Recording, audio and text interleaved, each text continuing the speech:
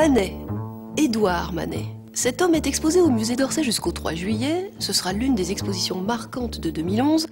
Métropolis s'est donc penché sur la chose, c'est-à-dire sur l'œuvre et sur le marketing qui va avec. Il sera aussi question de dos nus et de manteaux dans le cours de cette émission avec Yohji Yamamoto, couturier japonais qui a changé notre regard sur les femmes.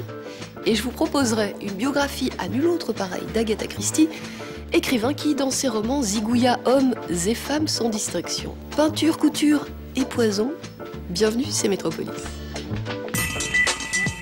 Il aimait la mer, il aimait les femmes, il aimait la vie parisienne. C'était Édouard Manet. L'expo qui lui est consacrée à Orsay en ce moment, c'est Manet, inventeur du moderne. Car, avant lui, on dessine d'après ce que l'on sait. Après lui, on dessine d'après ce que l'on voit.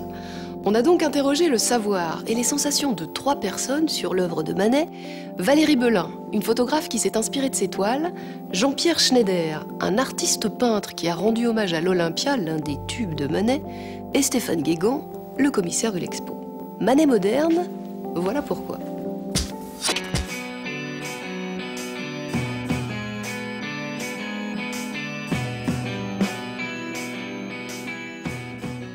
Voilà Manet qui appuie au fond les contrastes de valeurs, les contrastes de couleurs, les contrastes entre de lumière et d'ombre, alors que toute l'époque cherche à moduler, cherche à établir des transitions, hein, du clair au sombre. Manet, lui, est plus radical, tranche.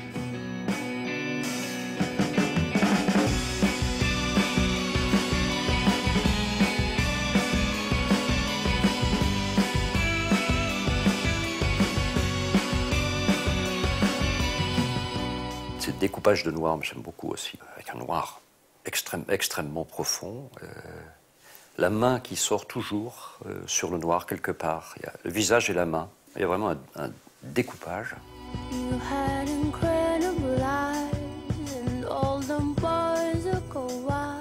Il utilise une lumière très forte, très contrastée, qui nous montre en fait les choses comme si elles étaient exorbitées, en fait, comme si elles étaient plus fortes qu'en réalité, plus poignantes que dans le réel.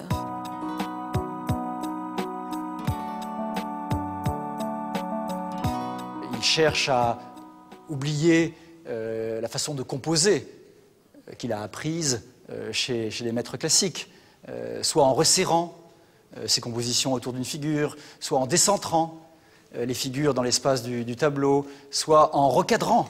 Dans cette nature morte, huître et champagne, aucun des éléments n'est représenté dans son entier, sauf l'assiette. Voilà. Donc la table est coupée, le pot à glaçons du champagne, tous les éléments de l'image sont coupés et donc ramènent au hors-champ, à leur continuité, à leur énergie, à leur rayonnement au-delà de l'image. Enfin, c'est 2 ovales.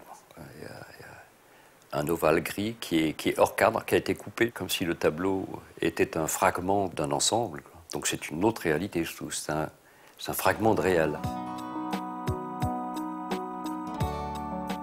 Pour moi, cette espèce de coupe chirurgicale chez Manet, qui va donc porter toute l'attention sur son sujet, est exactement la même coupe qu'opère un photographe qui va cadrer son sujet de manière à ce qu'on rentre de plein pied avec son sujet. Je pense à la botte d'asperge ou à l'asperge qui est seule, qui sont comme ça des espèces de zoom qui nous mettent vraiment face au sujet, qui l'isolent du coup du contexte et qui donnent une importance prépondérante au sujet, que ce soit un citron ou un personnage humain.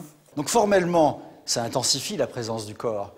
Mais du point de vue de l'imaginaire, du point de vue poétique, c'est aussi une manière d'accroître la dimension tragique de son sujet.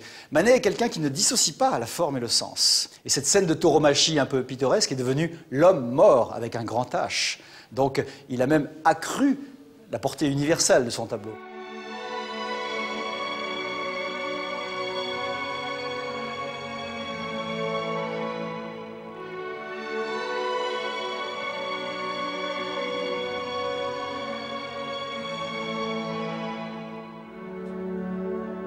Il met à mal une certaine façon de concevoir la perspective, avec des coulisses, une sorte de gradation dans l'espace, un creusement, comme on le disait au XIXe siècle. Dans l'Olympia, tiré de la Vénus d'Urbino et du Titien, c'est une évidence que Manet a ramené tous les plans vers nous.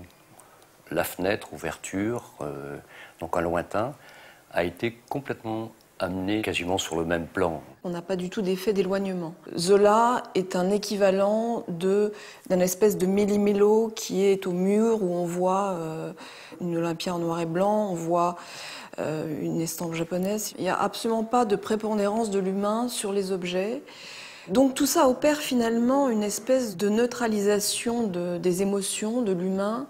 On a presque l'impression en fait que ces personnages sont entre le vivant et le non-vivant. On est condamné à la surface du tableau, au mur du tableau. On tombe sur ce corps nu, on remonte jusqu'au regard, et on est absolument foudroyé. Il joue de tous les moyens pour intensifier la relation entre la toile et le spectateur.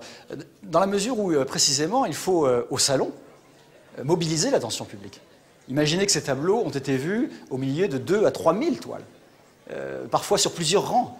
Donc il faut absolument capter immédiatement le regard, saisir le spectateur, et ensuite le faire rentrer dans son monde, lui faire comprendre que cette peinture n'est pas simplement l'effet d'une forme de brutalité formelle, mais que Manet raconte quelque chose sur son époque, sur l'histoire de la peinture, sur sa position même dans l'art.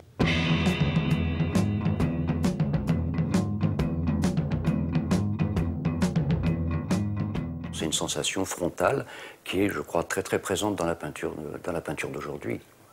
On est arrivé ensuite avec Matisse à des aplats totaux, on est arrivé à des monochromes où on ne peut plus pénétrer, le regard glisse sur la surface et de gauche à droite ou de haut en bas, et on est face à un plan. Je pense que Manet a derrière lui une longue suite d'artistes qui ont puisé chez lui une forme de liberté, notamment les artistes du pop art, de par cette espèce de surdimension qu'ils donnent à des objets du quotidien, à des objets vernaculaires. Finalement, on n'est pas loin d'un Manet qui va transformer une asperge en une espèce de manifeste de son art.